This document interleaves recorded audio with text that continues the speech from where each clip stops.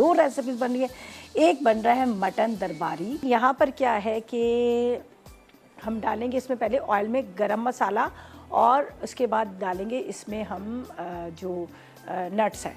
तो काजू को तो मैंने बाय मिस्टेक पीस लिया, साबुत ही रखने थे, खैर कोई बात नहीं, हम डाल देंगे, फ्लेवर तो आएगा। ये जाएंगे इसके अंदर बादाम, ठीक है। इसके बाद इसमें जाएगी इलायची, इसके बाद इसमें जाएगा तेज़पत्ता, ये देखिए तेज़पत्ता, साथ में ये मेरे पास है दालचीनी। अच्छा, काजू भी फ्राई करने थे लेकिन वो मैंने थोड़ा सा बेध्यानी में इसको पीस लिया, खैर कोई बात नहीं, हम इसको पाउडर फॉर्म में डाल देंगे। यहाँ पर ये फ्राई होंगे काजू, बादाम, साथ में इलायची, साथ में तेज़पत्ता। इसके बाद यहाँ पर जाएगा दही, इसका पेस्ट बनाएंगे, ठीक है। बिस्मिल्लाह। दही, दही के साथ प्याज,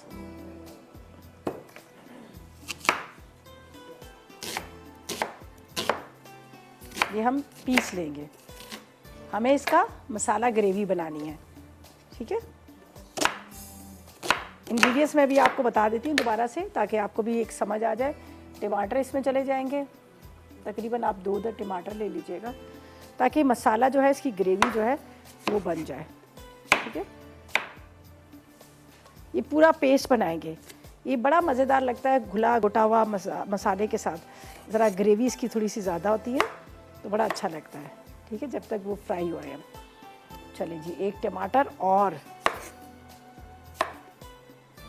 जब तक यहाँ पर वो फ्राई हो रहे हैं, थोड़ा सा पानी,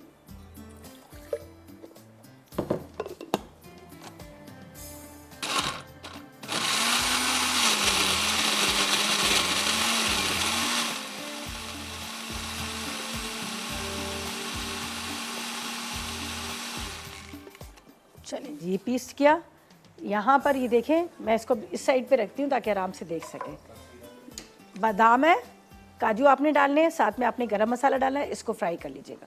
अब इसमें मैं डालती हूँ मसाले, ठीक है।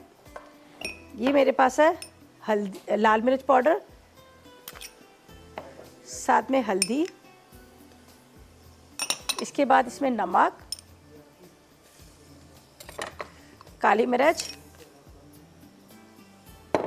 अदरक लहसुन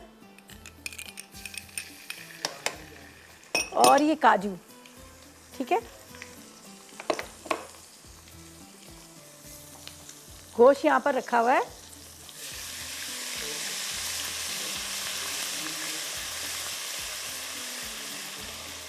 थोड़ा सा ये, इससे क्या होगा कि हमारे जो मटन जो बना रहे हैं इसका कलर बड़ा खूबसूरत सा आ जाएगा।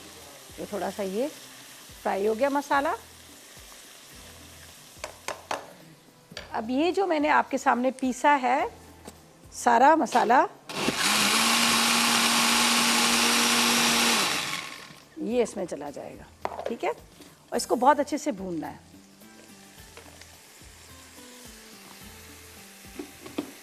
ठीक है। ये बहुत अच्छे से इसको भूनना है। यहाँ पर गोश्त तो हमारा उबला हुआ ही है और मज़ीद और उसको गलाना है, फिर हम इसमें मसाले में डालेंगे। लेकिन इसको आपने बुनाई ठीक तरह करनी, इसलिए कि इसके अंदर हमने टमाटर और प्याज जो है कच्ची रखी है। तो जब तक आप इसको बहुत अच्छे से बुनाई नहीं करेंगे तो क्या होगा कि वो टमाटर और प्याज जो है वो क्या होगा कि कच्चापन लगेगा। तो आपने देखा, मैंने ऑयल गरम किया, उसके अंदर डाला ड्राई फ्रूट, जिसमें से आपने काजू और बादाम, साथ में साबुत गरम मसाला। जब उसमें आपको खुशबू आने लगी फिर आपने चूल्हा बंद कर देना है। गरम ऑयल में लाल मिर्च, नमक, हल्दी वगैरह ये डाल दीजिएगा, फिर बेशक चूल्हा जला दीजिएगा, ठीक है।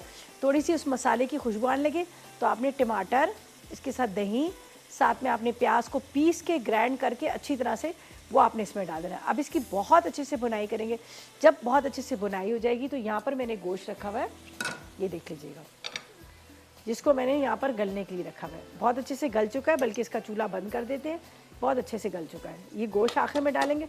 इसमें मैंने थोड़ा सा नमक और अदरक लहसुन डाल दिया था, इसलिए कि ताकि इसके अंदर स्मेल भी ना आए गोश्त की, और दूसरा ये कि ये जो है ज़रा अंदर तक फीका ना रहे। बाद में यहाँ पर ये जो मसाला भुन जाएगा, ड्राई हो जाएगा, तो फिर हम इसमें गोश्त डालेंगे। अच्छा, ग्रेवी प्रॉपर तरीके से रेडी हो गई है। अब इसके अंदर हम डालते हैं हरी मिर्चें। गोश्त तो बहुत अच्छे से गल गया है, वो भी मैं इसमें डालूँगी। थोड़ा सा मैं इसको पहले ये डालती हूँ, थोड़ा सा इसमें जाएगा हरा धनिया, ठीक है।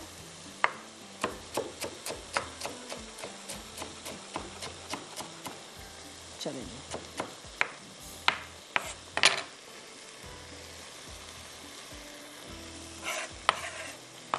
हरा धनिया, इसके बाद इसके अंदर जाएगा ये मटन। यखनी थोड़ी सी है, मैं अभी डालूंगी, पहले मटन को थोड़ा सा भुनाई करूँगी। बहुत अच्छे से गला हो चुका है मटन। हमेशा कोई भी सालन बनाए थोड़ी सी ग्रेवी उसकी ज़्यादा रखा करें। ग्रेवी से ये होता है कि बंदा रोटी के साथ ज़्यादा खाया जाता है, तो थोड़ा ग्रेवी ज़्यादा होनी चाहिए।